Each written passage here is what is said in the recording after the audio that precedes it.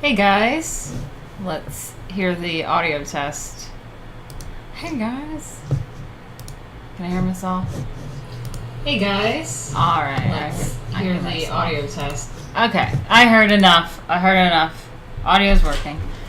Matthias says, this music gets you pumped. It reminds me of those good old days at the club. Yeah, that's right. The music is actually from a buddy of mine.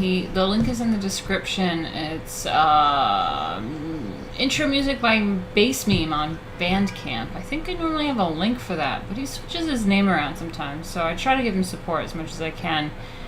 Yeah. And the Nation State, hey, what's up, buddy? He said, surprised I got a notification. Yeah, me too. That's cool. It's fucking hot. I don't know about you guys, but like, it's so damn hot that I have a fan on low blowing on me. Okay, now I can probably remove it.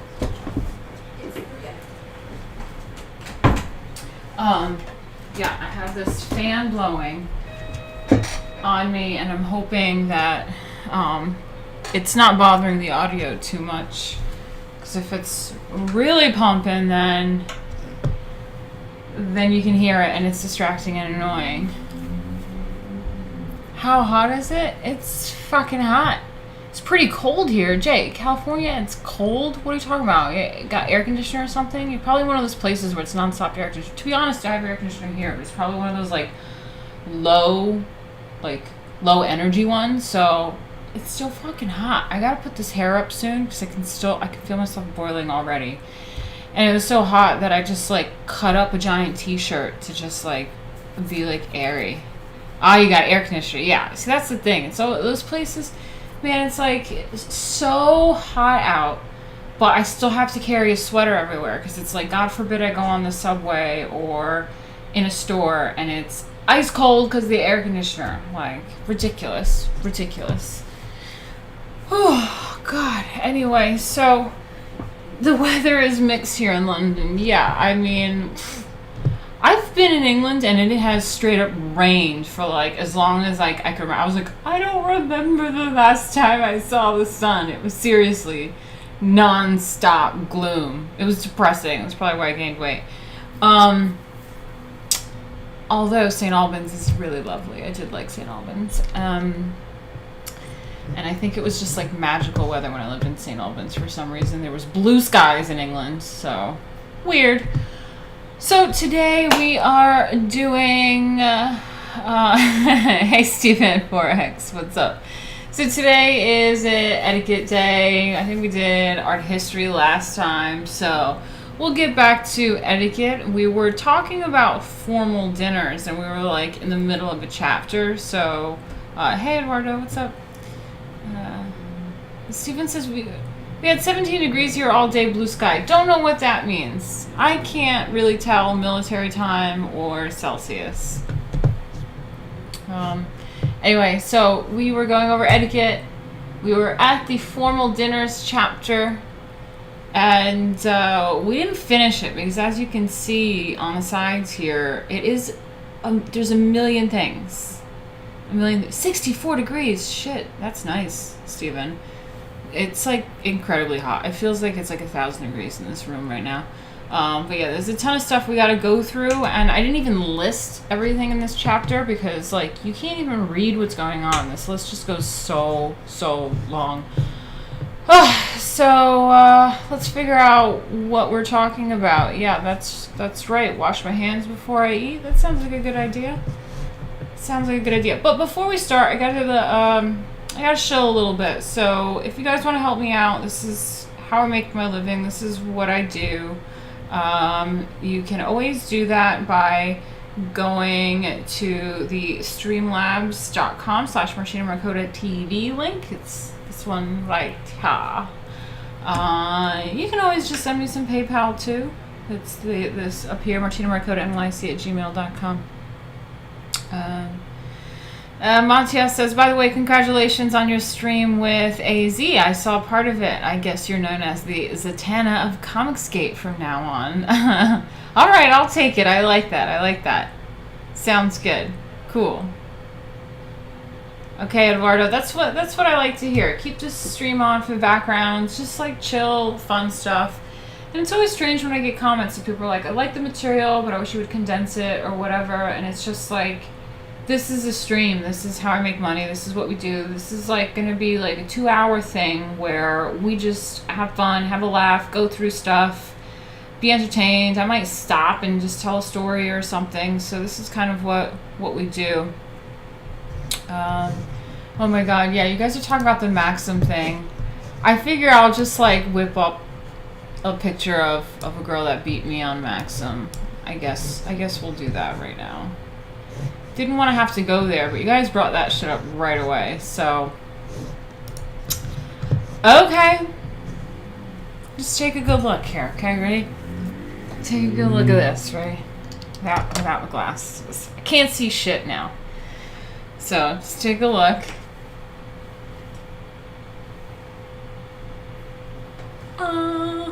Okay, put the glasses back on. Now I'm Clark Kent again. And then we got, where is my video capture? No, window capture device. That's what I want to do.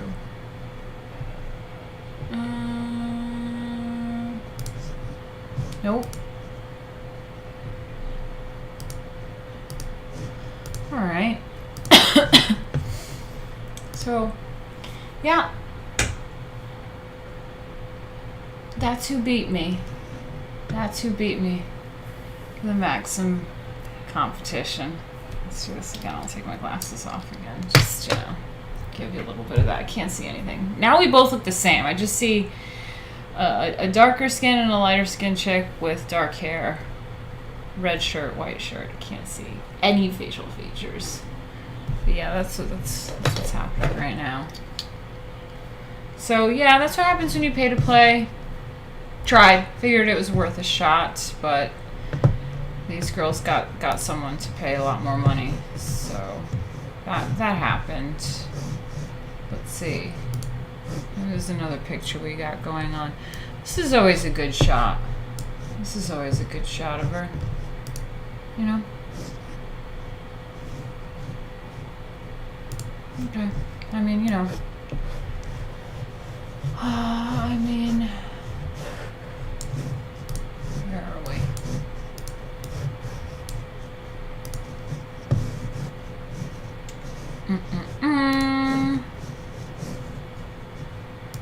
I mean, I don't think I can compete with that, guys. Don't think I can compete.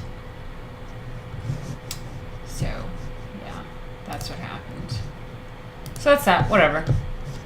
I knew that would happen. Didn't think it would happen that soon, but yeah, that's what happened. Guys.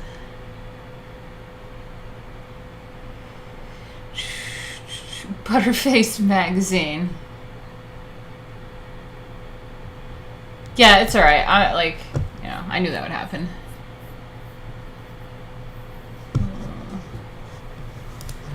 But thanks, guys. We'll continue. We'll continue on with the etiquette stream. So let me find the book. Give me a second, guys. Where is the book? Etiquette. There it is. All right.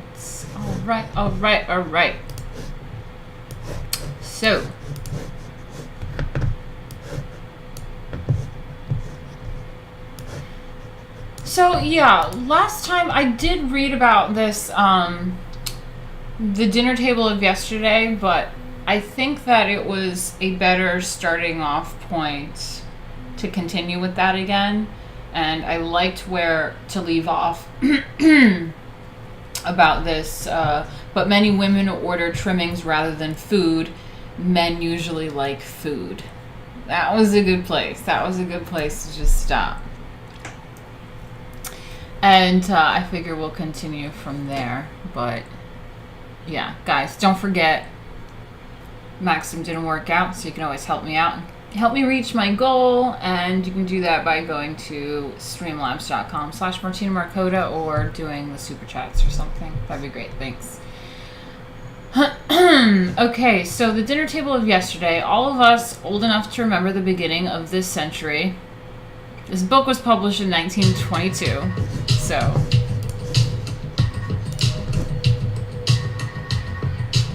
Oh, Nation State comes in. Maxim made for Sims. It's true.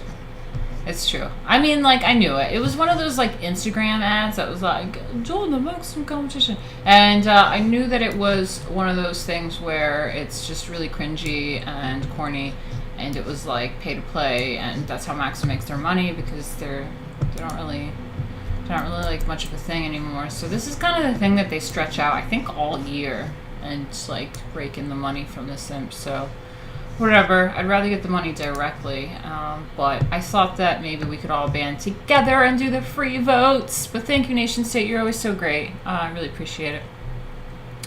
So anyway, this book was published, just as a reminder, in 1922 by Emily Post, who is the leading author on etiquette in America. So that's why she's talking about those of us old enough to remember the beginnings of this century. She's talking about 1900. So, yeah, we're not talking 2000s here. We're talking 1900s. So, all of us old enough to remember the beginnings of this century can bring to mind the typical and most fashionable dinner table of that time. Occasionally, it was oblong or rectangular, but its favorite shape was round.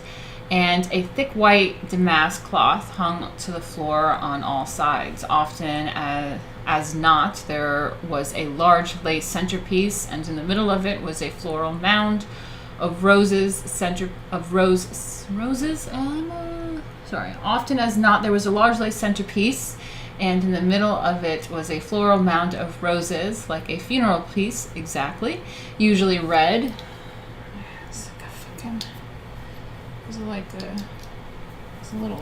It's distracting me. Should get my glasses cloth.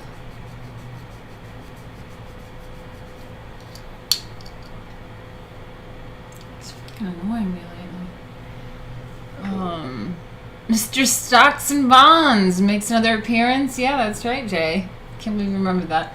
Yeah, so, large floral mound of roses, like a funeral piece, exactly, usually red. The four competitors were much scrolled and embossed, and the four candlesticks, also scrolled, but not to match, had shades of perforated silver over red silk linings, like those in restaurants today.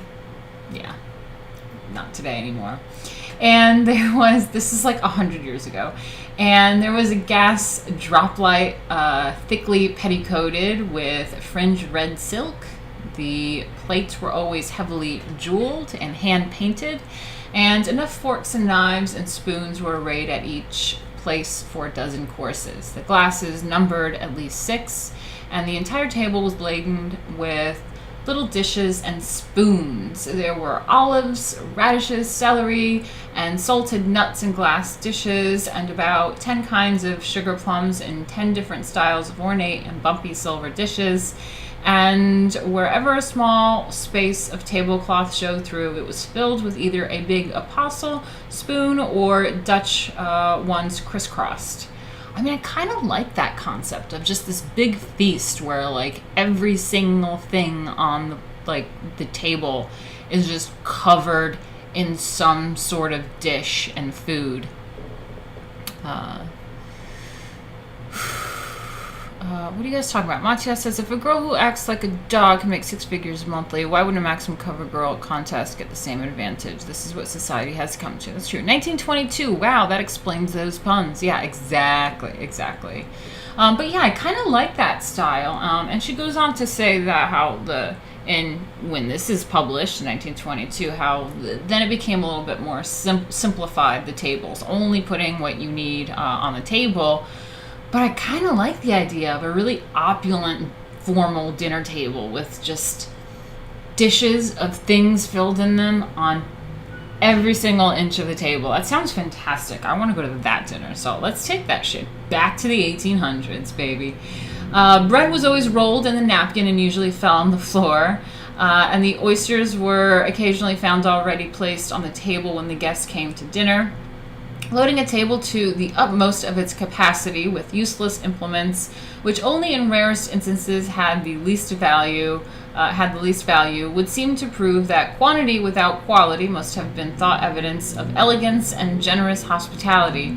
And the astounding part of the bad taste epidemic was that few, if any, escaped. Even those who had inherited colonial silver and glass and china, consummate beauty, sent it dust gathering to the attic and cluttered their tables with stuffy and spurious lumber.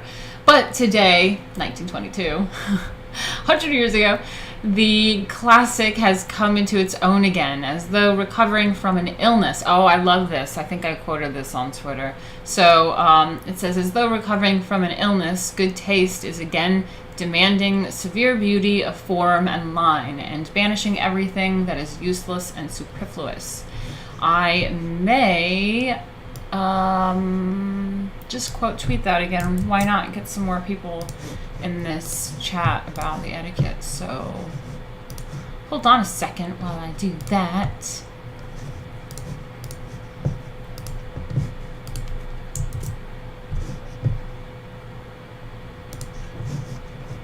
Cool. Did it. Bad taste epidemic. Seems like bad taste epidemics have always been around, right, Jay? Oh, thank you so much. Don't know how to say your name. But he said, I love this. Keep up the great work, Lady A. Aw, I love that. Thank you so much. Okay. Montia says, I wish I lived in 1922. Charleston was the trendy... Oh, yeah, the Charleston was the trendy music. That was the dance, right? And Art Deco was very common in art and architecture. Yeah, that's true. Okay, so where are we? Okay, so as though recovering from an illness, good taste is again demanding severe beauty of form and line and banishing everything that is useless or superfluous. Superfluous. During the last 20 years, most of us, so during, 1900s, during the last 20 years, most of us have sent an army of lumpy dishes to the melting pot. No, don't do that. And junky ornaments to the ash heap. No, along with plush table covers, upholstered mantel boards, and burned dishes.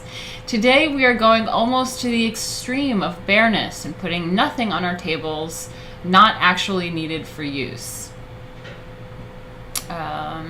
The dining room. It is scarcely necessary to point out that the bigger and more ambitious the house, the more perfect its appointments must be. Okay. If your house has a great Georgian dining room, ooh, that sounds lovely. The table should be set with Georgian or an earlier period English silver. Okay, these are some fun and interesting rules. Did we catch that? So it's saying it is scarcely necessary to point out that the bigger and more ambitious the house, the more perfect its appointments must be. If your house has a great Georgian dining room, the table should be set with Georgian or earlier period English silver. Interesting. Furthermore, in a great dining room, all the silver should be real. Real meaning nothing so trifling as sterling, but genuine and important period pieces made by 18th century silversmiths such as de la Mare or Crespel or Buck or Robertson or perhaps one of their predecessors. I wonder what we have today going on. Cool. Okay. Or if, like Mrs. Oldname, you live in an old colonial house, you are perhaps so lucky enough to have inherited some genuine American pieces made by Daniel Rogers or Paul Revere. Or if you are an ardent admirer of early Italian architecture and have built yourself a 15th century stone-floored and frescoed or tapestry-hung dining room, you must set your long refectory table with a runner of old hand linen and altar embroidery, or perhaps 13th century damask and great cisterns or ewers, and beakers in high relief silver and gold, or in calizioli or majolica. I don't know what she's talking about, but the only thing I do know is that the double Z is Italian, like pizza. It's a Z, like the Verrazzano Bridge. Okay. Okay, so something with great bowls of fruit and church candlesticks of gilt, and even follow as far as is practicable the crude table implements of that time. Point is, what do we got? Oh, we got Michael Von Doom. Hey, what's up? We got the hot dog action. Damn, look how long my hair is compared to that gif. Shit, it's crazy.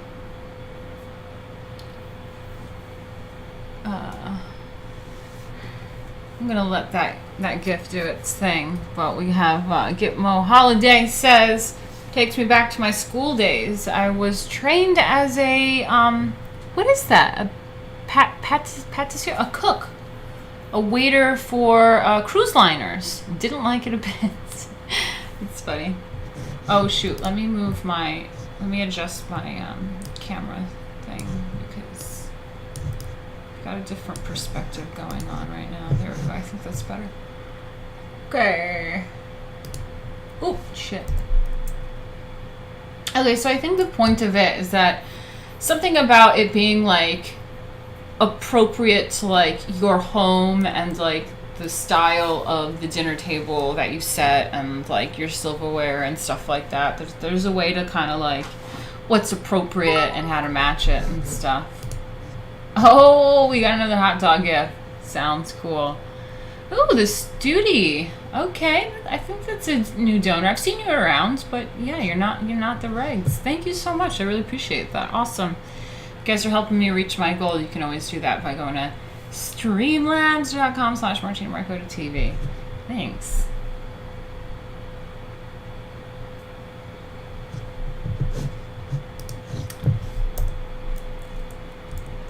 Okay, it need not be pointed out that 20th century, God, her vocabulary, I need to stop and look this up because I just keep stumbling across. What the fuck is this? Appurtenance. Appurtenance. It's an accessory or other item associated with a particular activity or style of living. New vocab word. Appurtenance. Appurtenance. Appurtenance. Appurtenance. It's a noun. Plural noun, appurtenances, an accessory or other item associated with a particular activity or style of living. All the appurtenances of luxurious travel. Cool. Kill. Let me see. Oh my god. Son of West said, I love your accent. My accent... That's funny. I think he's a Brit. Got a lot of Brits. Michael, are you in a bad mood? I'm sorry. Needed to be reminded to have manners. Oh, I'm sorry. Well, I hope you can enjoy this stream and chill with us. It's good in here. It's good in here. You can always let me know why you're mad. Oh, shit. Is Eduardo in here? Dude, Eduardo, you DM'd me about your stalker situation, this whole long thing, and I didn't get back to you. Fuck, I feel like such an asshole. Okay, I remembered. I'm sorry, Eduardo. I know you're listening in the background, so I hope you heard me. Shit. I always feel like an asshole. I gotta go through and just look through my DMs. It just gets... Oh, my God. I don't know. I feel bad. Okay, so anyway, we have... It not be pointed out that that 20th century appurtenances in a 13th or 15th century room are... Oh, God. Excuse my ignorance with these vocab words.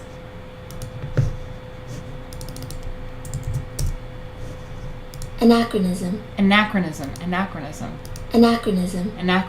A thing belonging or appropriate to a period other than that in which it exists, especially a thing that is conspicuously old-fashioned. Oh shit. Instead of trad, we have... Anachronism. That's what we're gonna say. Anachronism. No more trad life. Anachronism. Fuck yeah. I love finding these new vocab words. Okay, so... Again with this sentence, let me try it for the third time. It need not be pointed out that 20th century appurtenances in a 13th or 15th century room are anachronism. Okay, so it does not match. Thank you, Michael Von Du. He says, Dynamite caved to the mob and canceled Cecil's cover. F Dynamite. Yeah, I know. I heard about that, and I saw that the Umbrella guy is live talking about it, and it probably would be a good topic for me to talk about on stream. However, I really don't know much other than that Dynamite cave. So in case you guys do not know what we are talking about comics. So Cecil is a comic skater. He's in our world, and comic skate is pretty much like, you know, we're the canceled people of comics, but we created our own clique, and we're doing very well in our own little clique. But Dynamite is a publisher, I guess, and they were publishing Cecil, one of our guys', books or covers or something going on with that, and then they caved to the mob, the cancel culture mob, freaking out over having a comic skater with Dynamite, and they said, yeah, we take that back. It's not happening anymore. So that's major news, major drama in the comics industry. Maybe I'll catch up. I feel like there's like one lone straggly hair like tickling my nose in this like fan blowing like in my own way. So yeah, maybe I'll look into the details about that. I feel like I'm buddies with Cecil. It's not like we're best buds, but you know, he's cool. He knows we know who each other are, and maybe I can talk to him a little bit. Maybe have him on, but he's probably busy doing his thing, whatever. But yeah, that's definitely some drama going out. Anachronism, that's right, Jay. That's right. Sits your good Martina just sharing. Well, I'm still waiting for my Lady Alchemy comic. Yeah, I know I'm working on it. Just paid Dario and talked to Dario, getting some new pages. We're like halfway through the book, so chugging along. We're getting way more done in the past few months than we have gotten done in like years with my former team. So it's happening. Okay, so yeah, having 20th century appurtenances in a 13th or 15th century room are anachronisms. So they are from differing periods. And that's really interesting, actually. So it's anachronism, a thing belonging or appropriate to a period other than that in which it exists, especially a thing that is conspicuously old-fashioned. Love that. Cool. But because the dining table in the replica of a palace, whether English, Italian, Spanish, or French, may be equipped with great standing cups and candelabra so heavy a man can scarcely lift one, it does not follow that all the rest of us who live in medium or small houses should attempt anything of the sort. Nothing could be more out of proportion and therefore in worse taste. Nor is it necessary in order to have a table that is inviting to set it with any of the completely exquisite things which all people of taste long for, but which are possessed in quantity at least only through wealth, inheritance, or collector's luck. Okay.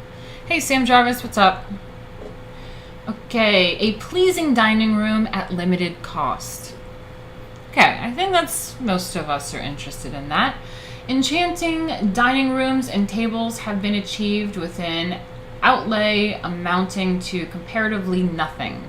There is a dining room in a certain small New York house that is quite as inviting as it is lacking in expensiveness. Its walls are rough plastered French gray. I love that. Its table is an ordinary drop leaf kitchen, one painted a light green that is almost gray. The chairs are wooden ones, somewhat on the Windsor variety, but made of pine and painted like the table. And the side tables or consoles are made up of a cheap round pine table, which had been sawed in half, painted gray-green, and the legless sides fastened to the walls. The glass curtains are point d'esprit net with a deep flounce at the bottom, and outside curtains are expensive watermelon pink, some sort of taffeta that I cannot pronounce. There is a gilt mirror over a cream, absolutely plain mantle, and over each console a picture of a conventional bouquet of flowers in a flat frame, the color of the furniture, with the watermelon color of the curtains predominating in a neutral tint background.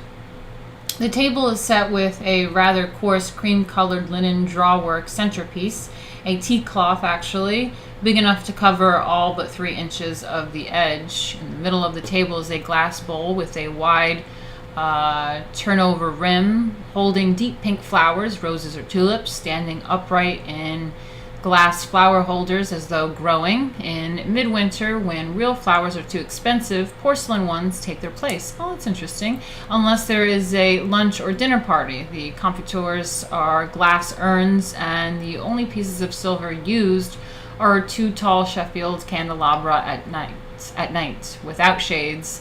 The salt and peppers and the necessary spoons and forks. The knives are ivory handled. Cute.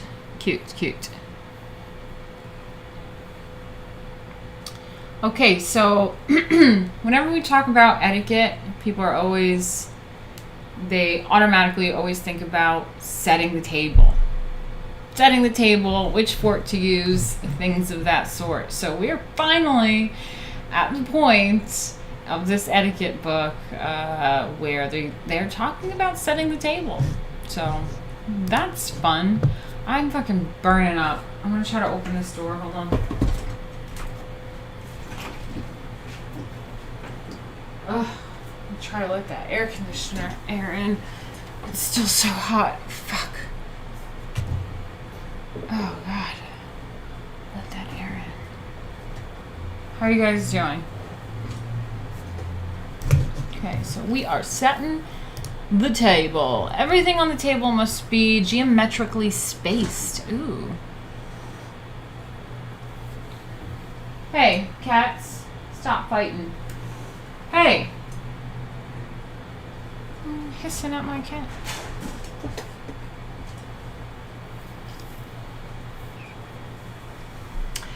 Okay, so this is interesting. Everything on the table must be geometrically spaced. The centerpiece in the actual center, the places at equal distance, and all utensils balanced. Beyond this one rule, you may set your table as you... Beyond this one rule, you may set your table as you choose. Okay. That sounds good.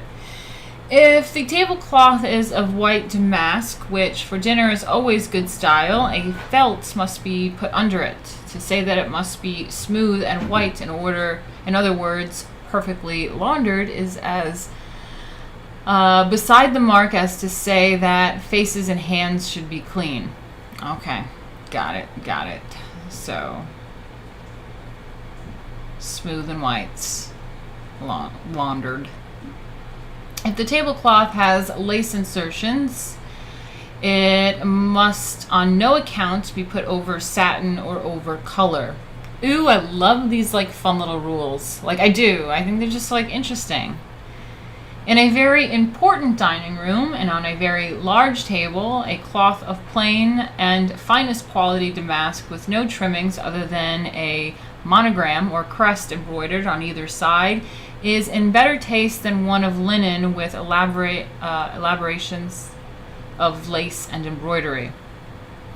See, that's something that has changed. I feel like people try to go more and more extravagant. If we remember the chapter on invitations, they were talking about having like extremely lavish wedding invitations is like in poor taste. And it's like, that's funny because like, you know, like rich people tend to like, not all rich people, I'm not hating on rich people, I'm just saying like they like my super sweet 16 type like California rich kind of people are like tend to go like more and more extravagant. Like you get this box and a butterfly fucking comes out and it's like, we're getting married. It's like, that is so bad taste.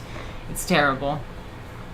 Okay, so damask is the old-fashioned but essentially conservative and safely... wait, let me just back up a little bit over here. What do we got going on? In a very important dining room and on a very large table, a cloth of plain and finest quality damask with no trimmings other than a monogram or crest embroidered on either side is in better taste than one of linen with elaborations of lace and embroidery. Damask is the old-fashioned but essentially conservative and safely best style tablecloth, especially suitable in a high-ceilinged room that is either English, French, or of no special period in decoration. Lace tablecloths are better suited to an Italian room, especially if the table is a refectory one. Handkerchief linen tablecloths embroidered and lace inserted are also, strangely enough, suited to all quaint low ceilings, old-fashioned but beautifully appointed rooms. I love that. Old-fashioned but beautifully appointed rooms. The reason being that the lace cloth is put over a bare table. The lace cloth must go over a refectory table without felt or other lining. Very high studded rooms, unless Italian, on the other hand, seem to need the thickness of damask. Oh, what's going on there? What's going on there? Josh Randall just subscribed. Hey, welcome. When's the last time I threw a fancy dinner party? That's a good question. I would love to. I've got some really nice china with like 22 karat gold and shit hand painted on that. I would love to just do a little dinner party. Probably when my husband gets his visa to America, we'll throw a little fancy dinner party. Like intimate and friends, but like lovely. Oh, hey Josh Randall, what's up? He said the rich can be gaudy, but meh. Jay is laughing. That is so fucking accurate about the box and the butterfly. That's what they do, man. It's just like they take you on some weird like treasure hunts to go to their goddamn fucking wedding, get engaged. It's like, who the fuck cares, man? In the chapter on invitations, that was just simple. It was the most simple white. I think at most the fanciest thing when you get married, maybe like, what is it called? Like get it embossed or like have like some header, and that was it. Maybe they even said don't emboss it. That's bad taste. It was just pretty simple, because I remember being a little shocked of like, wow, that's like really simple. And that's what they said is the proper way to do it, not something overly fancy that's bad. Bad. Okay, so, hey Comet. What's up, buddy? Fighting with the other cats? Fighting with the other cats? They're fighting with you? Okay. Where are we? What are we?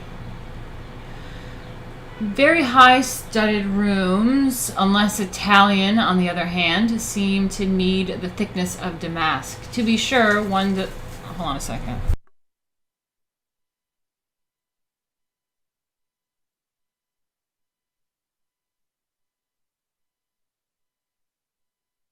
Sorry, my kitty was like scratching. I think he might scratch a little bit more. Just give it a second. Oh, we have Rosetta Allen. Hey, what's up? Said, good day, Lady A. Hope you're doing well. Comet, where are you? Oh, okay. He just ran out of there. Thank you so much. Nice to see you in here. Awesome. Oh my god. It's like these cats want to be annoying when I'm streaming. Fuck. Okay. Knocking shit over. I can hear them. Okay. Very high studded rooms. The less Italian, on the other hand, seem to need the thickness of damask. To be sure, one does see in certain houses, at the Gildings, for instance, an elaborate lace and oh my god, can I just get through?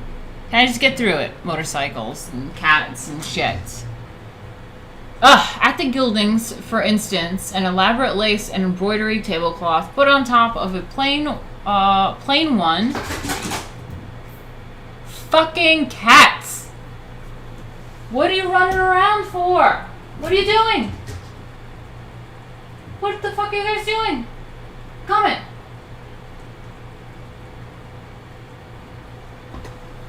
Fuck. Oh, no way, Rosetta. Twitter nuked you. What the hell did you do?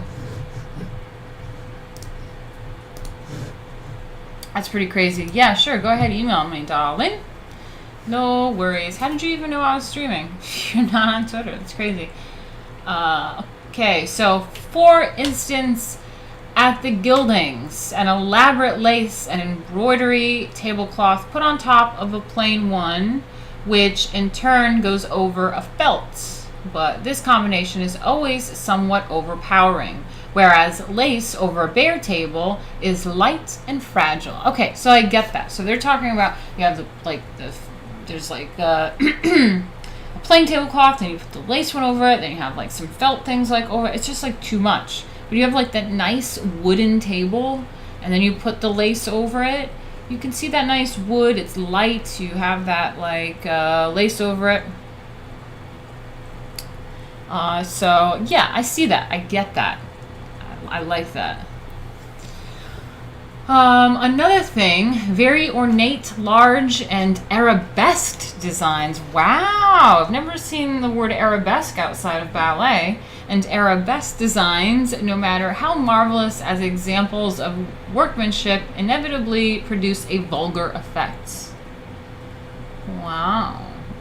See, this is the thing, like, when people see this etiquette stuff and the chapters or whatever, and they get all offended, like, oh, that's like some pretentious shit, who wants to go to that stuff or whatever. It's like, the more you read about it, the more it's like the overly pretentious and ornate things tend to be of bad taste. This is what people think is expensive and classy and good, but really it's vulgar and over the top, and it really shows a lack of good taste. So that's like the biggest takeaway from Emily Post is that like trying to go over the top with fanciness tends to really come across really in poor taste.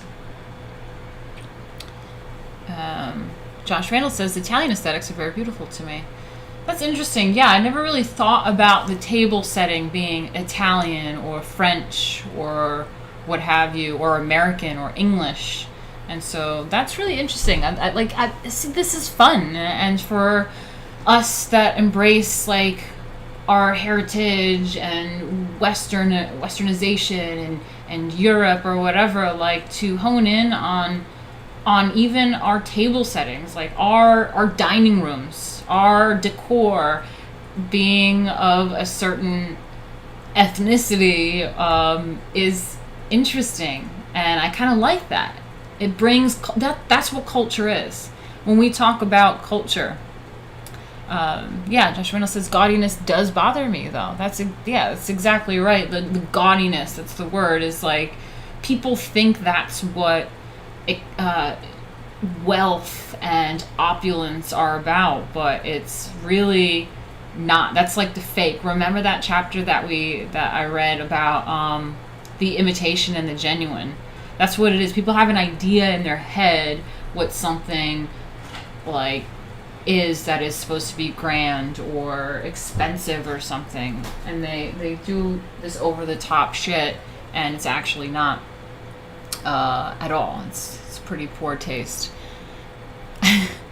Culture. Yeah, no, but that's what it is. It's like, this is the little things about culture. Like, man, who even thinks about what kind of dining room they have anymore? No one. It's just they don't think about that. But and to have those little nuances as a woman that's pretty cool. That's culture to me. Okay, so all needlework, whether to be used on the table or on a bed, must, in a beautifully finished house, be fine rather than striking. Again, coarse linen, coarse embroideries, all sorts of Russian drawn work, Italian needlework, or mosaic, but avoiding big scrolled patterns are in perfect keeping and therefore in good taste in a cottage, a bungalow, or a house whose furnishings are not too fine. Let me just read that again so I can get that. Folding chair and table works. That sounds good. That sounds good. Good taste is all but vanished. It's true. Okay, let me just sometimes I have to read things a few times to let it process, because I'm just trying to read it for you and focus on presenting it, and then I'm just fuck, I barely understood what I just read. All needlework, so they're talking about needlework, guys. Whether to be used on the table or on a bed, must, in a beautifully furnished house, be fine rather than striking. Coarse linen, coarse embroideries, all sorts of Russian drawn work, Italian needlework or mosaic, but avoiding big scrolled patterns, are in perfect keeping and therefore in good taste in a cottage, a bungalow, or a house whose furnishings are not too fine. Sounds good. Sounds good. But whatever type of cloth is used, the middle crease must be put on so that it is absolutely straight and unwavering line down the exact center from head to foot. You guys know that center crease that we're talking about?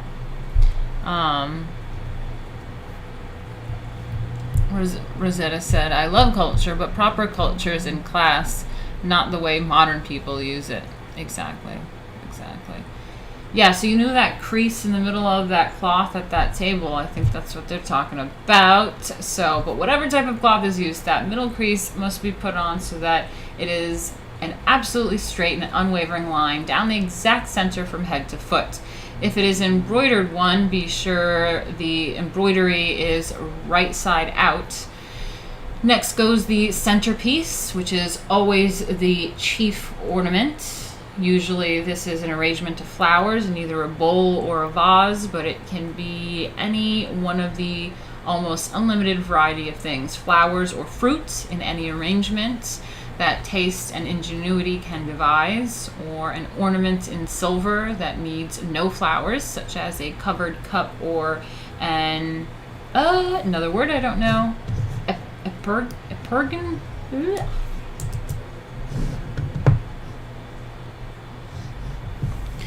Thank you, Rosetta. Thank you for the email. I'll get it. Thank you.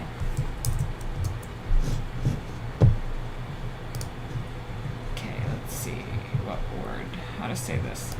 Epern. Epern. Oh, that's interesting. Let me show you guys what an epern is.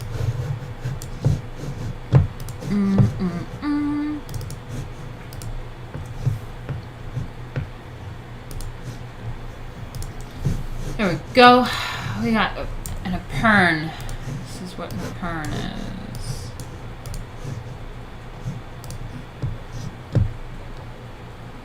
Alright. I've seen one of those. Oh, see, it's got flowers in there. It's kind of like a candelabra, yeah. It's like a...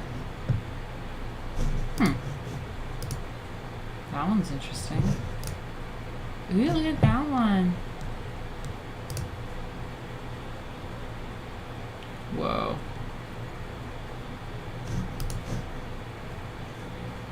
A pern. Oh, look at the fruit. This is English silver.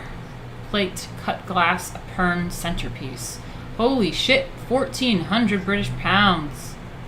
Damn. Damn, I want a pern now. It's fucking cool.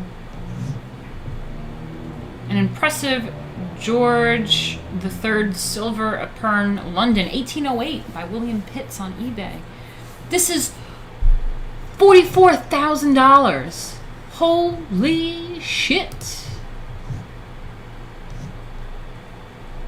Holy shit. No fucking way. Oh my god. Oh shit. That's pretty crazy, not gonna lie. That's pretty crazy. Now I'm interested in all this shit. We got some George III silver coffee pot for $5,000. Cool. Damn.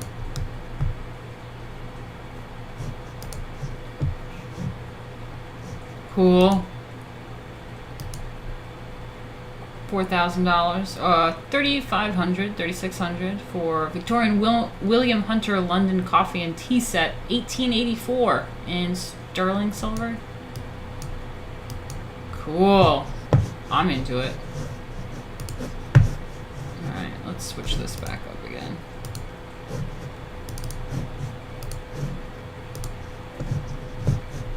Interesting. Interesting. Hey, Steven is here. What's up? Okay. Souldrift7 says, but I like the look of a Okinawa-style table, but since they can be kind of small, it's not something I would dine on every day. Maybe if I had a barbecue cookout on a back porch. Yeah, I think it definitely depends on the occasion or whatever. This chapter in particular is about formal dinners. So this isn't something that you would like use your $45,000 a pern like with your kids for dinner or something. It's this is for formal dinners, so to whatever the occasion is. Montia says beautiful centerpieces. They don't make them like that anymore. That's true. It's true. And thank you for YT Hutch. Never seen you before, but welcome. And I love having the viewers be more educated than me at times. Oh, okay, more bikes. I love the chat. The chat is always really great and really smart. So it says the apern is a table ornament so fancy and otherwise useless that they had to make up a word for it. It's true. It's funny. Okay, so where are we? What are we at? Usually this is an arrangement of flowers in either a bowl or vase, but it can be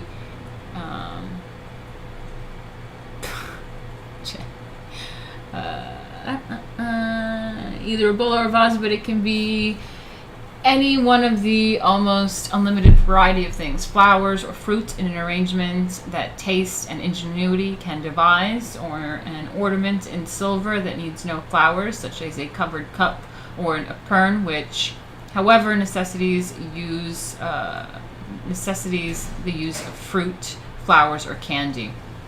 Mrs. Wellborn, for instance, whose heirlooms are better than her income. That's like me. I have some heirlooms that are better than my income. Rarely uses flowers, but has a wonderful old centerpiece that is ornament enough in itself. The foundation is a mirror representing a lake surrounded by silver rocks and grass. At one side, jutting into the lake, is a knoll with a group of trees sheltering a stag and doe. The ornament is entirely of silver, almost 20 inches high and about 20 inches in diameter across the lake. Interesting.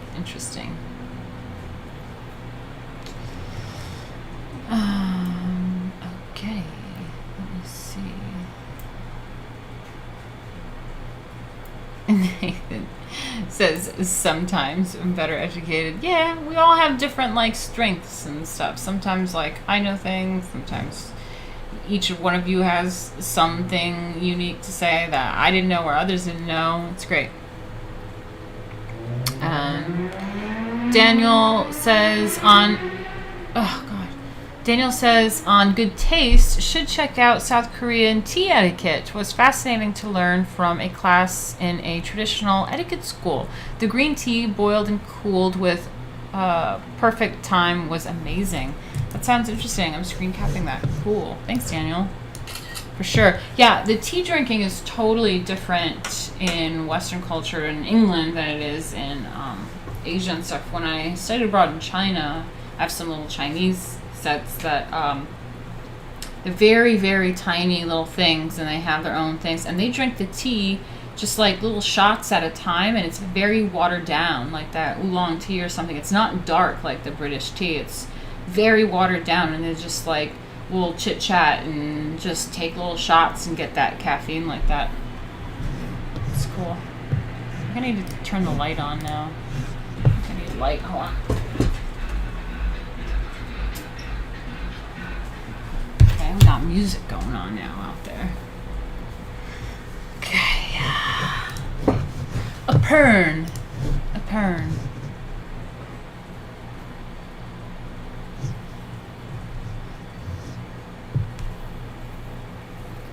Oh, Nathan, you had surgery. No worries on the streams. Hope you're doing well. Glad to be back. Okay, great. Cool. Okay. Hey Douglas, nice to see you in here. Okay, where are we? Where are we?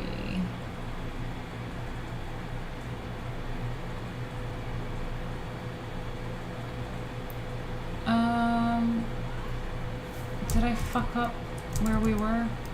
Setting the table, okay.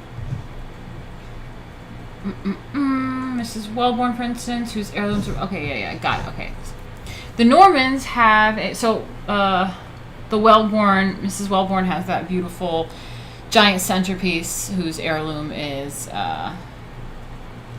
heirlooms are bigger than her income. And then the Normans have a full-rigged silver ship in the center of their table, and at either end rather tall lanterns. Venetian, really, but rather appropriate for the ship. And the salt cellars are very tall ones, about 10 inches high, of seashells supported on the backs of dolphins. Shit! Love that. Love that. No, ship.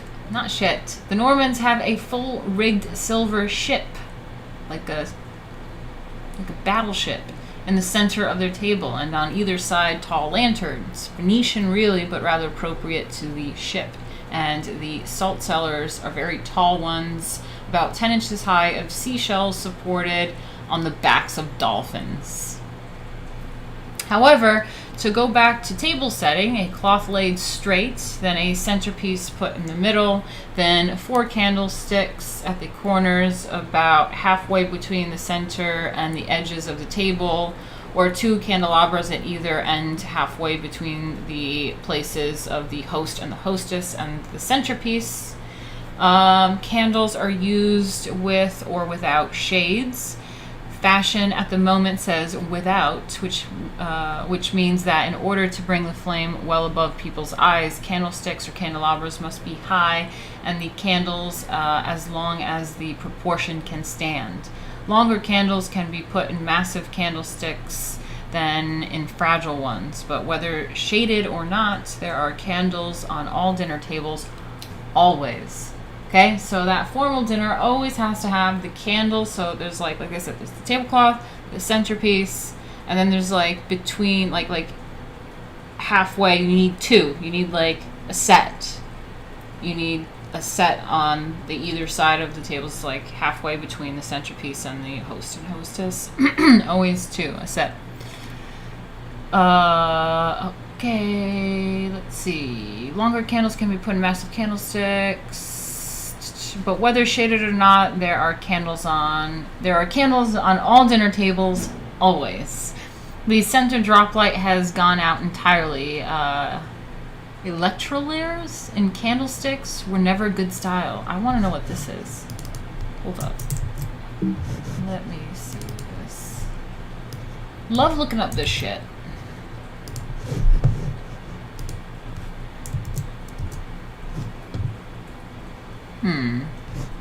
Electrolier. Electrolier. A chandelier in which the lights are electrical. Shit, this shit's 100 years old, so they're like, electrical chandeliers. That's such bad taste. Oh my god, Electrolier. That is so funny. A chandelier in which the lights are electrical. Electrolier was the name for a fixture, usually pendant from the ceiling for holding electric lamps. The word is I can't say that word. It's the same thing to chandelier from which it was formed. Oh my god, that's so funny. That word doesn't exist anymore because all chandeliers are electric now. That's crazy.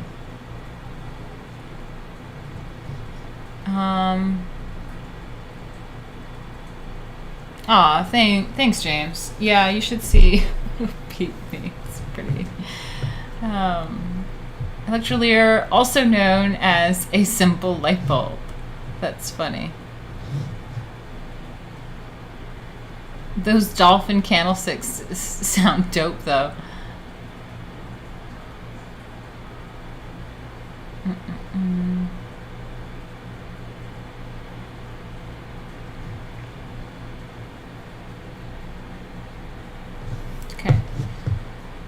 Electrolier sounds like a Pokemon. That's funny. Okay, so that's interesting. Electrolier. Love these new vocab words anyway. So where are we at with this Electrolier? However, to go back to... Candles are used without shades. Candlesticks. Candelabra must be high enough. There's always candles at the dinner table. Always. The scented drop light has gone out entirely. Electroliers and candlesticks were never good style. And kerosene lamps and candlesticks, horrible. Fashion says candles, preferably without shades. But shades if you insist. And few or many, but candles. What the fuck are shades on candles? I've never seen a shade on a candle. Yeah, Jay. Slattern is our favorite word that we learned from this book. Slattern. Gotta stop calling people thoughts and stuff and just call them slatterns. Next comes the setting of the places. If it is an extension table, leaves have, of course, been put on, or if it is stationary, guests have been inviting according to its size. Okay, so they're talking about, I don't know if you guys know about these, like, tables. We have one, actually. Oh, Eric. Okay, $5. Hey, what's up, buddy? He says, just popped in to say great chat with AZ the other day. Look forward to seeing you another time. Oh, thank you. I would love that. And we have Mr. Repurpose. Okay, $5. Thank you. Wow. Thank you, guys. Let's see where we're at. That really means a lot, guys. Okay, so, what do we have here?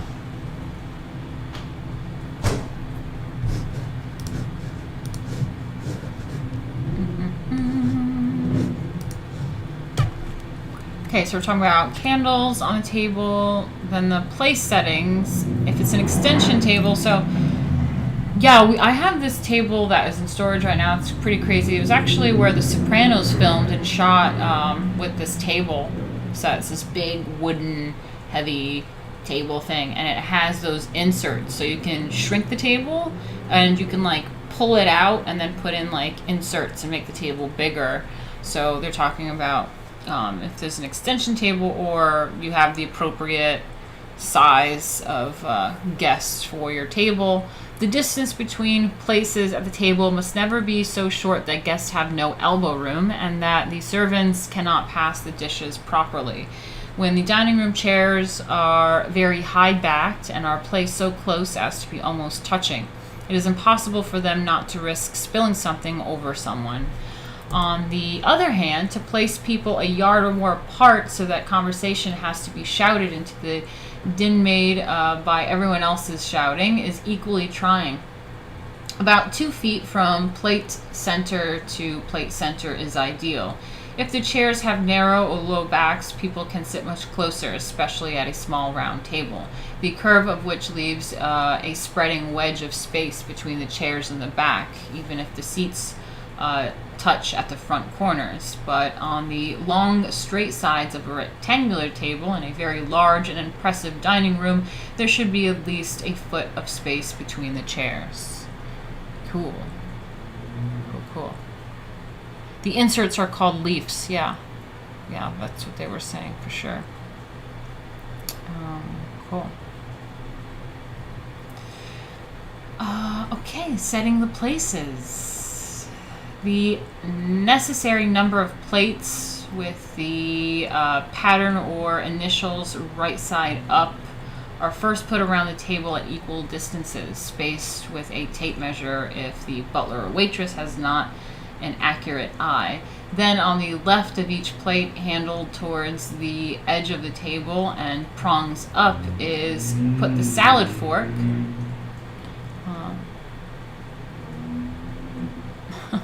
What are you saying? It's all very, Jack says, it's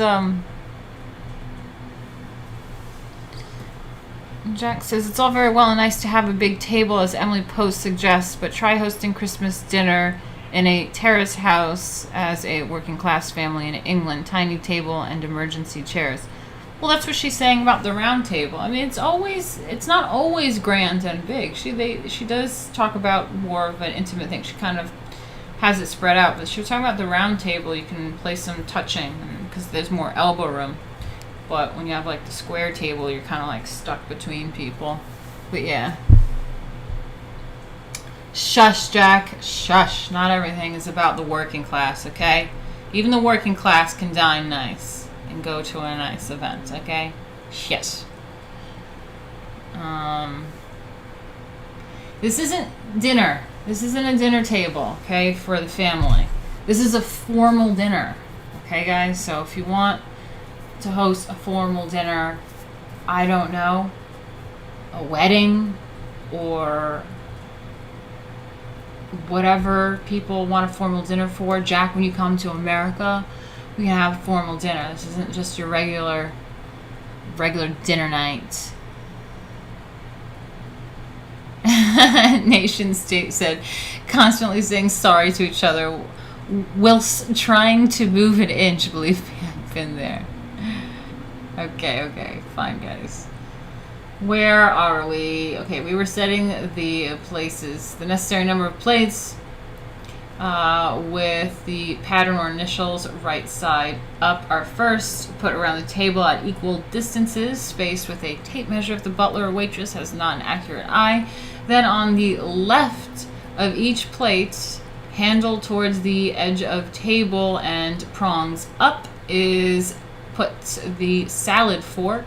The meat fork is put next, and then the fish fork. The salad fork, which will usually be the third used, is thus laid nearest to the plate. If there is an entree, the fork for the course is placed between the fish fork, and that for the roast and the salad fork is left to be brought in later. On the right of the plate, nearest to it, is put the steel meat knife, then the silver fish knife, the edge of each towards the plate, then the soup spoon, and then the oyster fork or grapefruit spoon. Additional forks and knives are put on the table during dinner. In putting on the glasses, the water goblet is at the top to the right of the knives. Okay, so how I do the cups. So people always get confused when they sit down. They go, whose cup is whose? Like, which side gets, like, which cup? People get that confused. So let me show you my little trick, guys, actually. This is my trick. You go like this. This is a B, and this is a D. That means bread plate, drink. Bread plate, drink. Okay? BDs. Bread plate, drink. You'll always get it right when you do that. Little trick for you guys. It's like the number trick.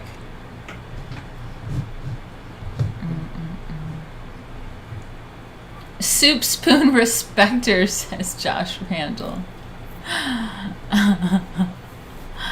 Okay, what do we got? I didn't know that there was a fish fork and fish knife, but okay. I'm into it. Fuck it. Okay, so in putting on the glasses, the water goblet is at the top and to the right of the knives, and the wine glasses are either grouped to the right of the goblet or in a straight line slanting down from the goblet obliquely towards the right. Butter plates are never put on a dinner table. A dinner napkin folded square and flat is laid on each plate. Very fancy foldings are not in good taste, but if the napkin is very large, the sides are folded so as to make a flattened roll a third of the width of its height. Bread should not be put in the napkin, not nowadays, but the place cards are usually put above the plate and the tablecloth, but some people put on top of the napkin because they are more easily read. When the places have been set, 4 silver dishes or more on a very big table, either bowl or basket or patent-shaped, are put at the 4 corners between the candlesticks or candelabra and the centerpiece, or wherever there are 4 equally spaced vacancies on the table. These dishes, or competitors, hold candy or fruit or chosen less for taste than for decorative appearance.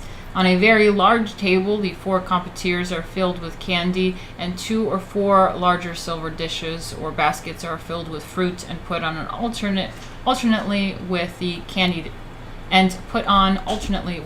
dishes.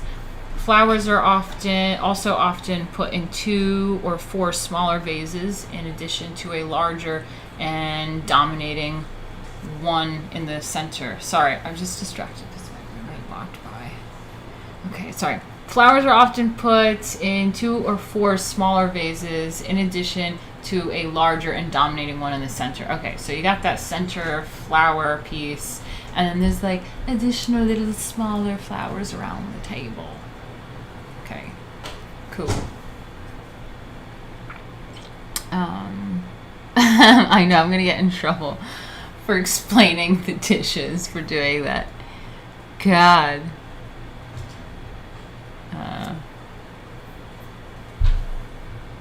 Okay, Jack goes to being all like, I'm working class too. We had cake forks in my house growing up, very posh. They were from my rich grandmother, but we use them. They really are better for eating cake. That's true. One prong is kind of wider than the others. Yeah, yeah. Nice little like cake fork. Yep.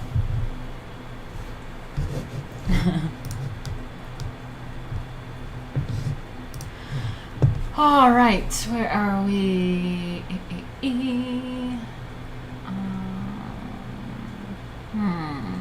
Oh yeah, so the flowers are kind of smaller vases of flowers around in addition to the dominating centerpiece. Peppers and salts should be put at every other place. For a dinner of 12, there should be 6 salt cellars at least, if not 6 pepper pots. Olives and radishes are served from the side table, but salted nuts are often put on the dinner table either in 2 big silver dishes or in small individual ones. Interesting. Okay. Cool. Let me just take like a second to have a break. We've been live for an hour and 22 minutes, so I just need a little breather, maybe a drink. We'll go over comments and go from there. Let's see.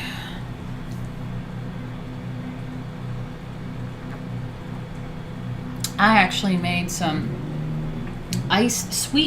sweetened iced chamomile tea. I was gonna make regular iced tea. I'll do that next, but I kind of wanted something light, some just like almost water. It's like the iced chamomile tea. And the Brits find other herbal teas weird because it's like they're just like tea is tea.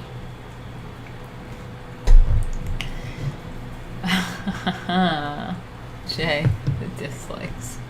That's funny. Okay, so how are you guys doing? How are we feeling about this? You learn anything new? We learned a lot of new vocab words. It's pretty fun. Daniel, I don't know how you say your name, but it's Jung. We just use spoons and chopsticks, albeit posh looking on occasion. Alright. Sounds good. High class. I might just have a little cigarette or something. That's what I might do.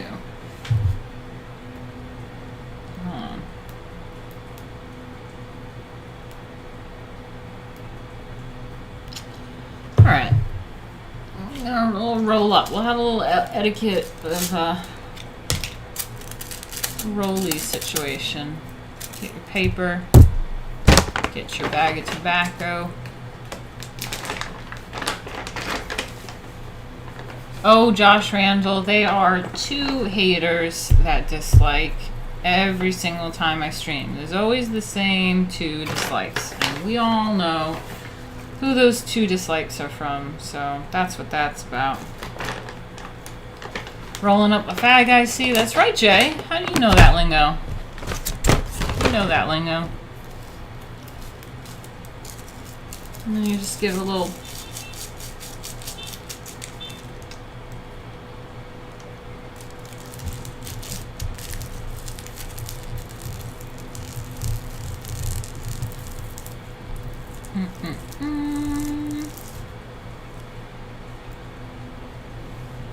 that's what we got going on.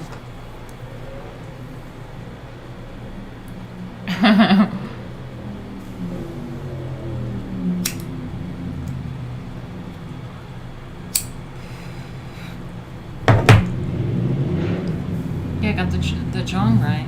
Okay, cool. Cool, Daniel.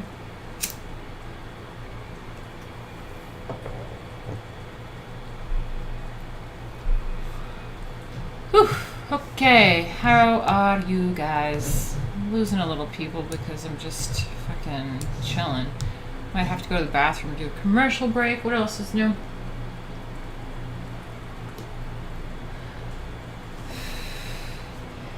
Yeah, it's cannabis free right now. Right now. It's just a rolled cigarette for now. Ugh. Except when it's like dry tobacco, it just like shoots right through and goes in your mouth. It sucks.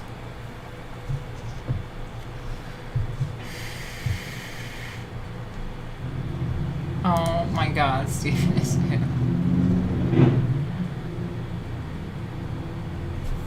Hey, free range human, nice to see you. Did you just pop in? We've been streaming for a little while, so we might get into it, might take a break, but right now I'm taking a smoke break. And we're talking about place settings. Let's see. Have silver that shines or none? Yeah, I know smoking is bad, but I'm about to have kids in a few months, so smoke it up now.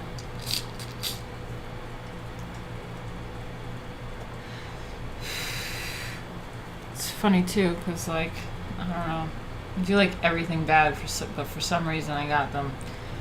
White teeth and no wrinkles. Don't listen to what they say about smoking.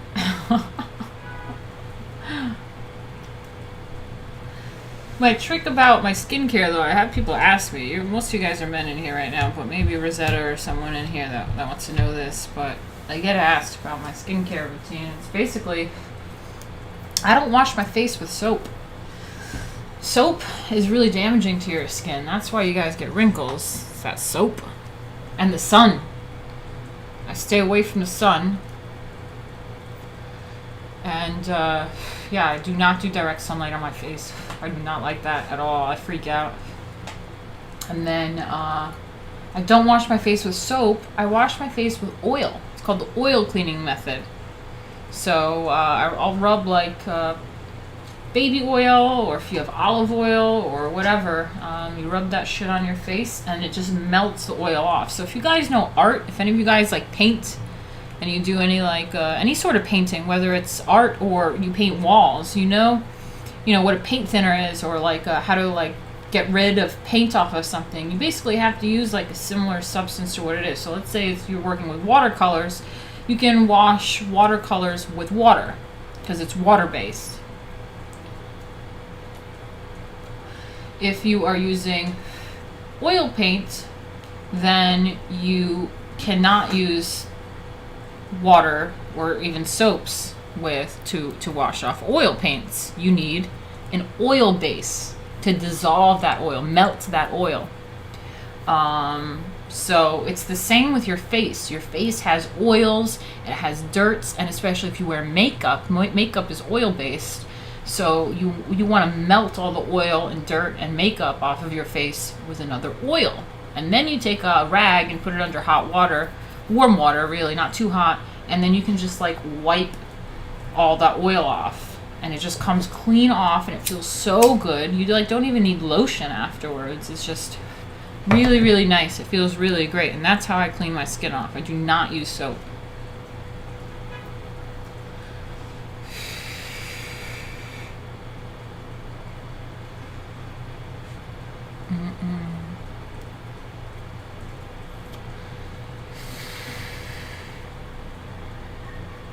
Okay.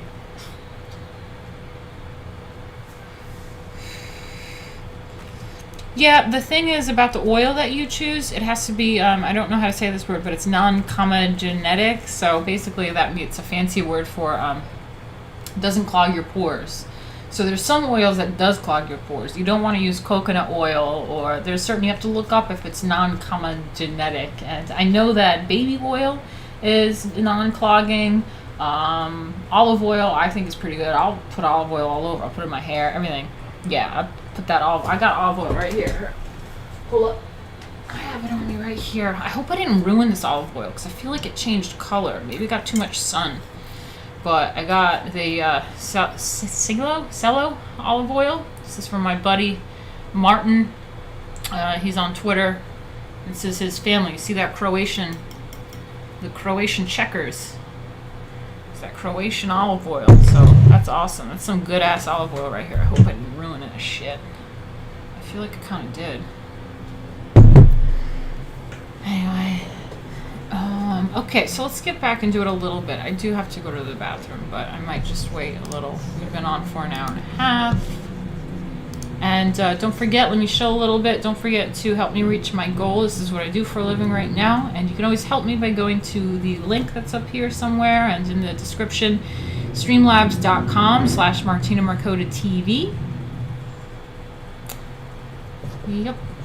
All right, I gotta go to the bathroom. So here, let me do a commercial. All right, I'll be right back, guys. Give me like a minute.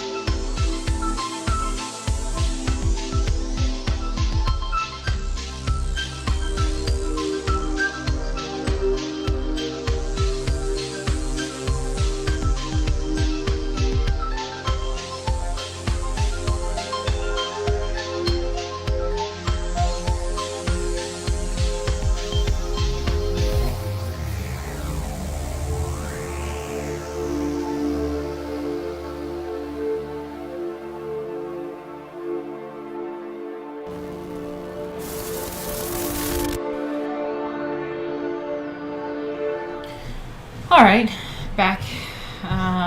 Let's get back into it, shall we? So we have silver that shines or none. Lots of people who would not dream of using a wrinkled tablecloth or chipped glass or china. I have some chipped china. Oh, hi, Comet.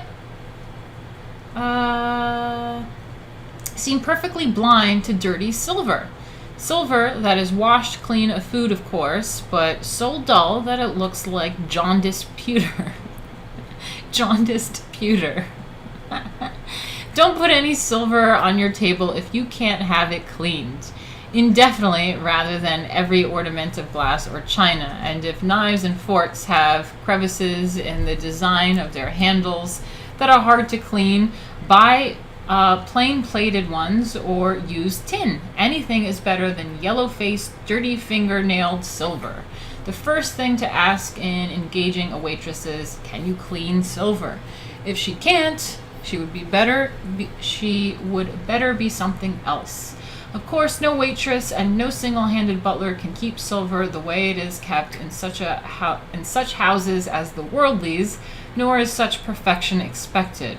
The silver polishing of perfection in huge houses is done by such an expert that no one can tell whether a fork has that moment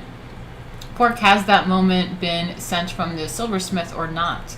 It is not merely polished until it is bright, but burnished so that it is new. Every piece of silver in certain of the great establishments or in smaller ones that are run like great ones is never picked up by a servant except with a road camois? Sorry, I gotta look up what this is. I gotta look it up. Rouged or robed? Robed camois? What the fuck is that?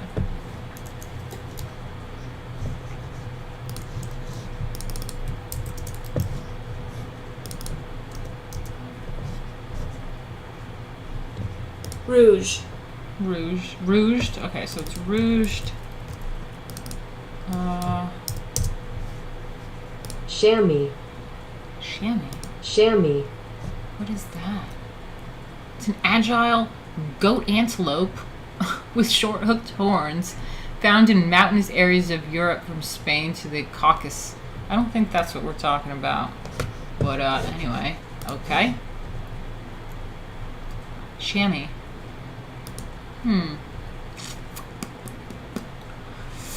Silver polishings of perfection, silversmith or not, it is not merely polished until it is bright, but burnished so that it is new. Every piece of silver in certain of great establishments or in smaller ones that run like great ones is never picked up by a servant except with a rouged chamois. No piece of silver is ever allowed by the slightest chance to touch another piece. Every piece is washed separately. The footman who gathers 2 or 3 forks in a bunch will never do it a second time and keep his place. If the ring of a guest should happen to scratch a knife handle or a fork, the silver polisher may have to spend an entire day using his thumb or silver buffer and rub until no vestige of scratch remains. Perfection such as this is attainable only in a great house where servants are specialists of super efficiency. But in every perfectly run house, where service is not too limited, every piece of silver that is put on the table at every meal is handled with a rouged chamois and given a quick wipe off as it is laid on the dining table. That's what you do in catering as well, or high-end restaurants. No silver should ever be picked up in the fingers, as it always leaves a mark. Okay.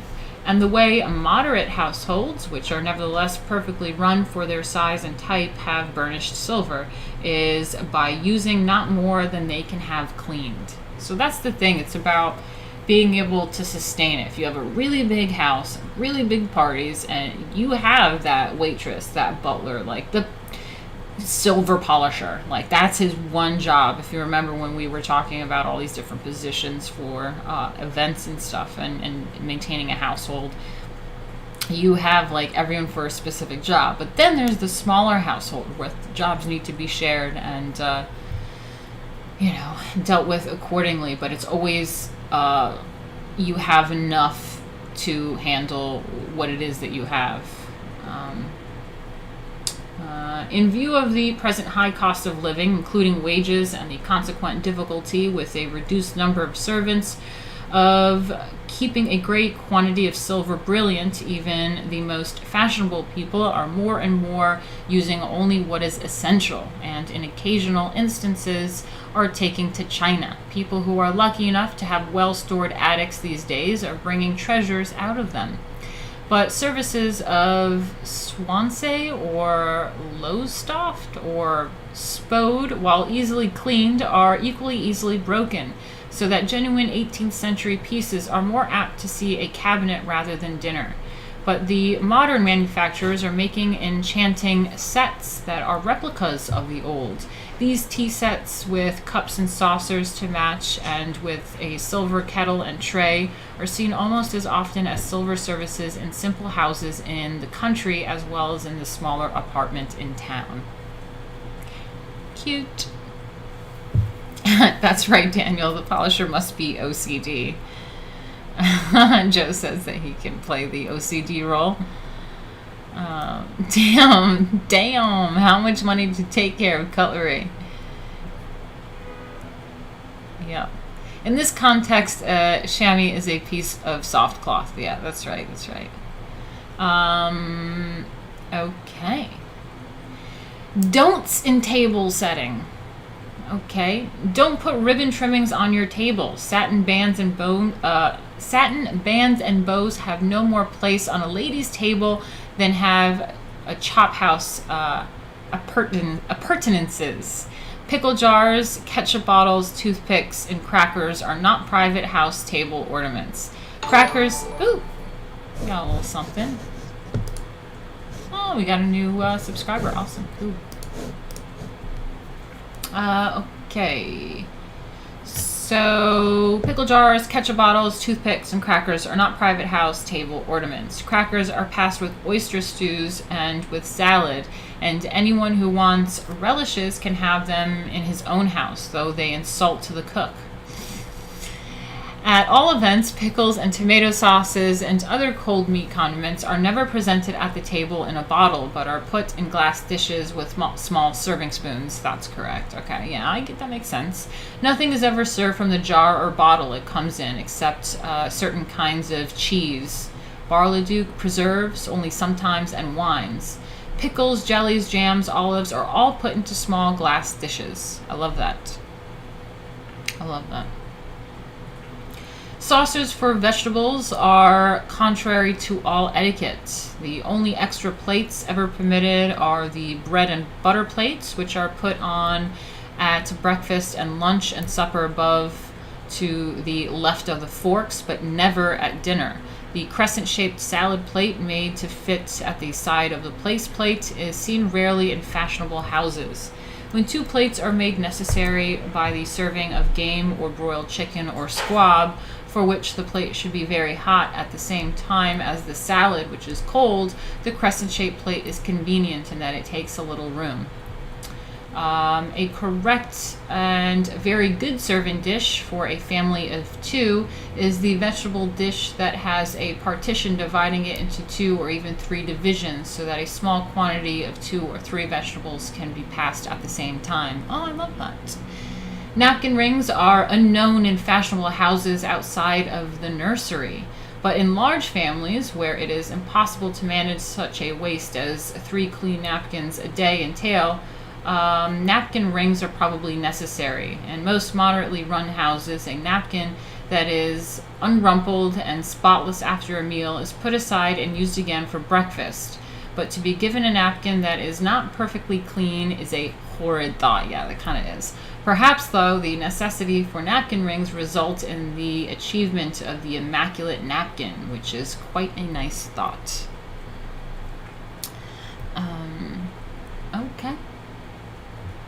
Okay. Correct service of dinner. Whether there are 2...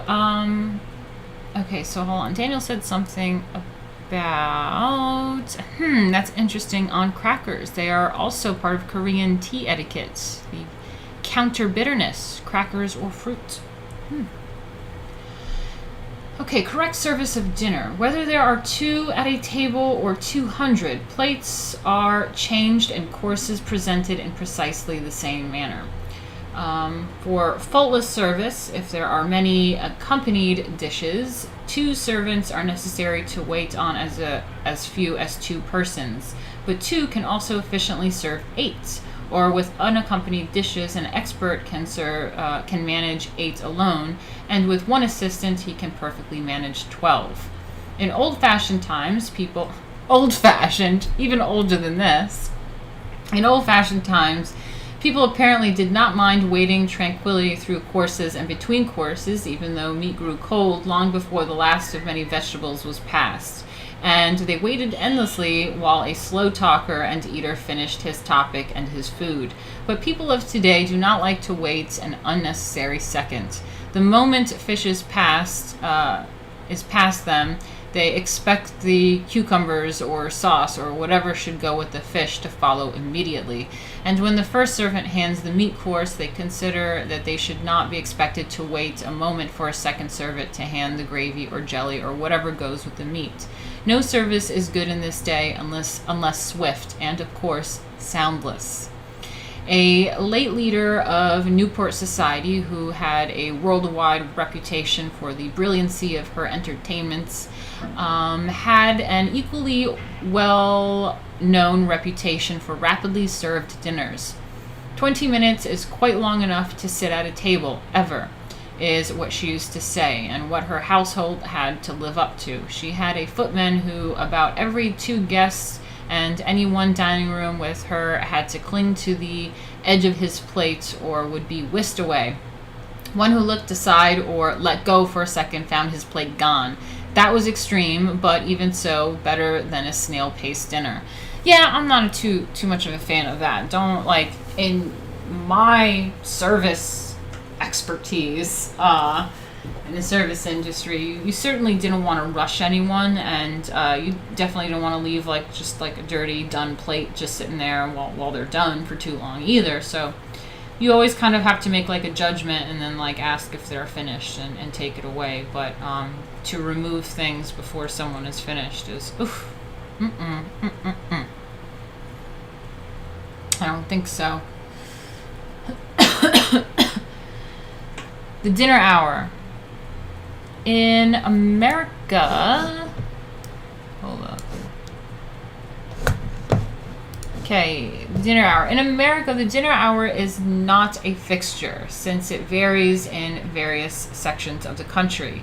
The ordinary New York hour when giving a dinner is 8 o'clock, half past 8 in Newport. In New York, when dining and going to the opera, one is usually asked for 7:15 and for 7:30 before going to a play. Otherwise, only quiet people dine before 8. But invitations should, of course, be issued for whatever hour is customary in the place where the dinner is given. The butler in the dining room. When the dinner guests enter the dining room, it is customary for the butler to hold out the chair of the mistress of the house. This always seems a discourtesy to the guests, and an occasional hostess insists on having the chair of the guest of honor held by the butler instead of her own. If there are footmen enough, the chair of each lady is held for her, otherwise the gentleman who takes her to dinner helps her to be seated. Ordinarily, where there are 2 servants, the head one holds the chair of the hostess, and the second the chair on the right of the host. The hostess always seats herself as quickly as possible so that the butler may be free to assist a guest to draw up her chair to the table. In a big house, the butler always stands throughout a meal back of the hostess's chair, except when giving one of the men under him a direction or when pouring wine. He is not supposed to leave the dining room himself or ever handle a dish. In a smaller house where he has no assistants, he naturally does everything himself. When he has a second man or parlor maid, he passes the principal dishes and the assistant follows with the accompanying dishes or vegetables. So-called Russian-style service is the only one known in New York, which really means that nothing to eat is ever put on the table except ornamental dishes of fruit and candy. The meat is carved in the kitchen or pantry, vegetables are passed and returned to the side table. Only at breakfast or possibly at supper are dishes of food put on the table. Okay. Interesting. The ever-present plate. Okay, Mattia said, I worked in service too. It was a favor for a friend. Only lasted 1 day. Got cut with a champagne glass, but I got a considerable tip, so it was worth it. Nice. I've been in service for many a years, and since I was like 15. And I also come from Hudson Valley, New York, where they have the CIA, which up there is known as the Culinary Institute of America, and people travel from all over the world to study culinary there. And along with studying culinary like food, you also are trained in the art of service. So it's pretty standard from like good service and good food. The ever-present plate. From the setting of the until it is cleared for dessert, a plate must remain at every cover. Under the first two courses, there are always two plates. The plate on which oysters or hors d'oeuvres are served is put on top of the place plate. At the end of the course, the used plate is removed, leaving the place plate. The soup plate is also put on top of this same plate, but when the soup plate is removed, the underneath plate is removed with it, and a hot plate immediately exchanged for the two taken away. The place plate merely becomes a hot fish plate, but it is there just the same. The exchange plate. If the first course had been a canapé or any cold dish that was offered in bulk instead of being brought on separate plates, it would have been eaten on the place plate, and an exchange plate would have been necessary before the soup could be served. That is, a clean plate would have been exchanged for the used one, and the soup plate then put on top of that. This is all actually still pretty standard. I know it sounds crazy, but this is pretty standard in like I said, the culinary, the like proper like restaurants or fancy events that you go to. Like, yeah, that sounds pretty good. The reason for it is that a plate with food on it can never be exchanged for a plate that has had food on it. A clean one must come between. If an entree served on individual plates follows the fish, clean plates are first exchanged for the used ones until the whole table is set with clean plates. Then the entree is put on each plate in exchange for the clean plates. Although dishes are always presented at the left of the person served, plates are removed and replaced on the right. Glasses are poured and additional knives placed at the right, but forks are put on as needed from the left. So what they're saying too is like putting plates onto a table and removing them. Like, you always want to, this is something I learned in catering too. There were times where like us, like when you're a runner, you would go out and we'd come out in groups and we're all holding the same dish, right? And we're all sectioned to go to a single table to serve. And we all, one person, one plate, circles a table, and we all at the same time to the right, you're to the left of them, and you present the plate all at the same time on the same side of the person, and then when you remove the plates from the other side. So that is still pretty standard actually for formal events, for sure.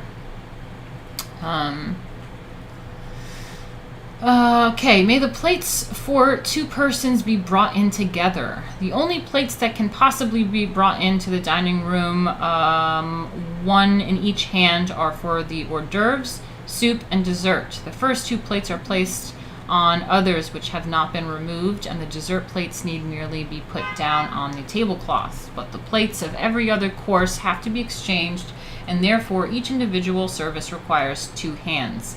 Soup plates, two at a time, would better not be attempted by any but the expert and sure-handed, as it is in placing one plate while holding the other aloft that the mishap of the soup poured down someone else's back occurs. If only one plate of soup is brought in at the time, that accident at least cannot happen, in the same way that the spoon and fork on the dessert plate can easily fall off unless it is held level. Two plates at a time, therefore, is not a question of etiquette, but of the servant's skill. Plate removed when fork is laid down. Once upon a time, it was actually considered impolite to remove a single plate until the last guest at the table had finished eating. Yeah, I've heard of that too. In other days, people evidently did not mind looking at their own dirty plates indefinitely, nor could they have minded sitting for hours at a table. Good service today requires the removal of each plate as soon as the fork is laid upon it, so that by the time the last fork is put down, the entire table is set with clean plates and is ready for the next course. Yeah, that makes sense. Okay. Well, okay, guys.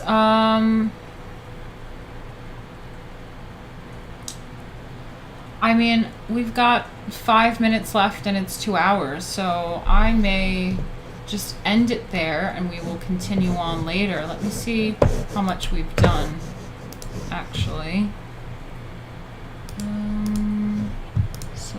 see what we have here. Okay, let's do this in real time with you guys. So we have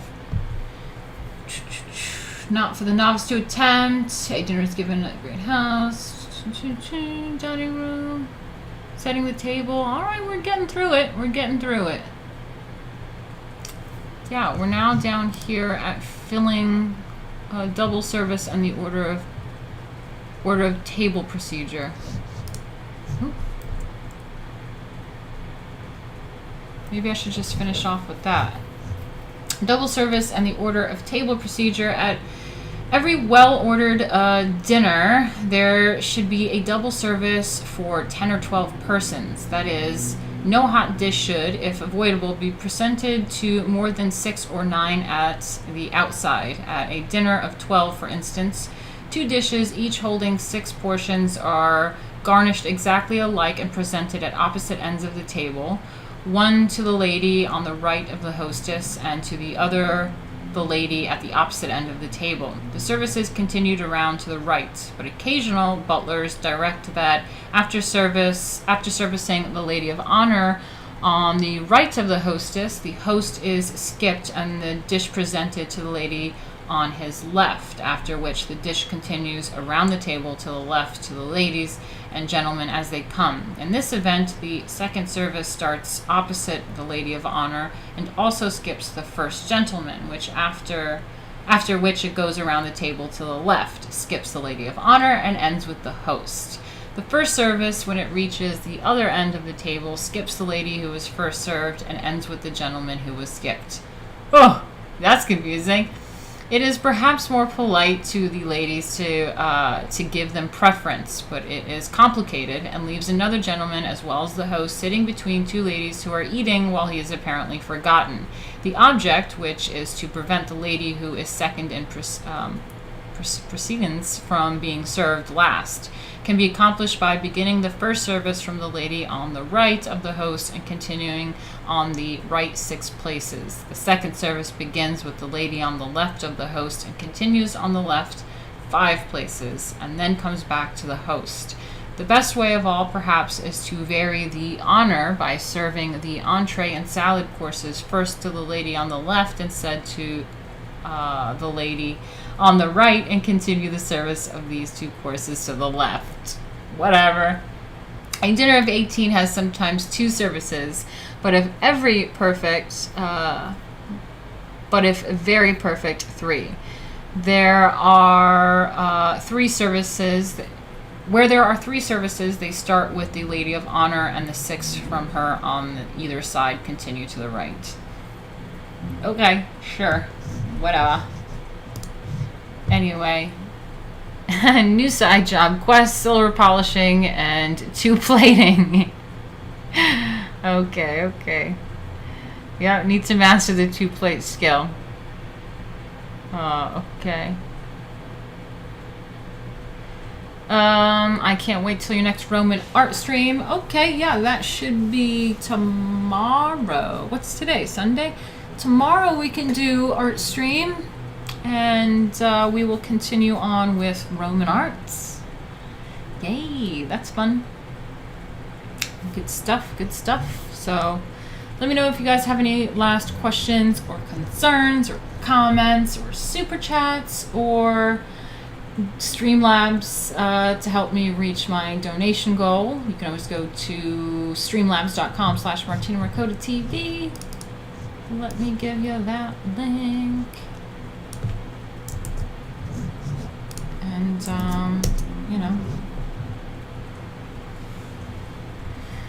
what else have I been doing during the days? Just working on the comic book. I create a lot of mood boards for the artist, for the colorist, tweaking the script more and more as we're progressing and going along, just sorting out the finances, going on other people's streams, and trying to get some exercise. Hey Rex Duarte, what's up?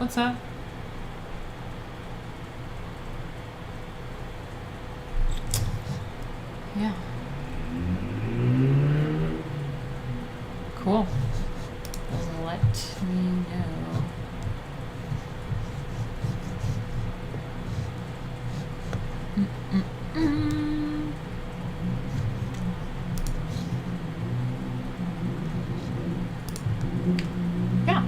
about to get out of here, guys. You don't seem very talkative today, so we could always end it there.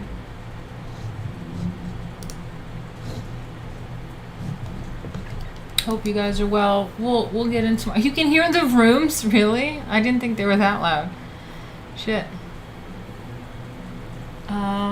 Okay, yeah. Tomorrow we will go over High Roman art. Fun stuff. Alright, I'll put an outro on, and I'll see you guys tomorrow. Let's check out what's going on with Cecil and everyone. Street racing. It always sounds so noisy when I stream. It's weird. I don't feel like it's that noisy when I'm not streaming, but I don't know. Maybe it is. Alright, guys. Love you guys. I'll see you tomorrow.